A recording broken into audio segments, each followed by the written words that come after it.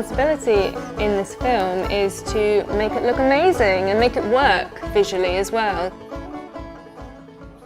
Well, we are filming probably half of the film on the real submarine, but it is such a small space, like ridiculously. The corridors are like this narrow and the ceilings are like this high, and also, which you probably won't be able to tell in the real film, the whole submarine's practically sinking. One of the ballast is flooded and the whole thing's on a tilt like that. So you can barely walk straight down it. The logistical side of filming the submarine is going to be so difficult.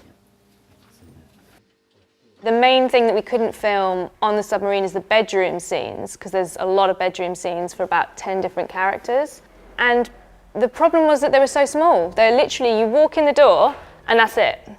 And that is just an impossible environment to film in. So we're sort of cheating a little bit and making the rooms a little bit bigger, well, quite a lot bigger than they'd be on the actual submarine, while still feeling very claustrophobic and small. But then we have the advantage in the studio that we can have things like floating walls so that the crew can get in and out much more easily and actually film something, rather than just the one angle that you'd have in the submarine of through the door, which would literally be all you could film.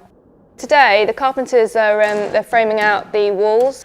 So we get given all the dimensions of the whole set. We go about making all the framework, cladding the whole thing, allowing for doors in certain areas, and we actually have to build in one section the curve of the submarine. So they're kind of building the bare bones of the set.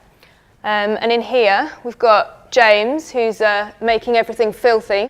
Today I am distressing fabric. I am distressing an old shower curtain and some netting and a hammock. So we're making it look a bit aged, weathering it a little bit. Everything needs to be filthy, because mostly we're buying things brand new. They need to be aged and distressed and made rusty is a big one. And these boys down here have been rusting up cans. We sent Ted out the other day to buy 100 cans of beans. I thought it was an April Fool at start, but then I realised, oh no, they've actually given me money, so this is real. But we actually looked at 100 cans once it arrived, and it was nothing. And we were like, oh, great. So we need like 500, 600 cans of beans. So he's going to go out later probably and buy more beans, which should be really fun for him, and they're going to love rusting them all up. This very moment, I am on my way through 50 cans of beans and attempting to make them seem rusty. I have a lot of paint and shoe polish currently all over my hands from rusting up other things, so I'm just smearing my hands across their surface. So, but yeah, there's no technical term for that, I don't believe. This is part of our prop storage unit. So we've sort of split it up into characters or rooms in the set. We found all this stuff from a range of different places. Quite a lot of it's from house clearance, which is basically just like rooting through dead people's houses, which is quite good.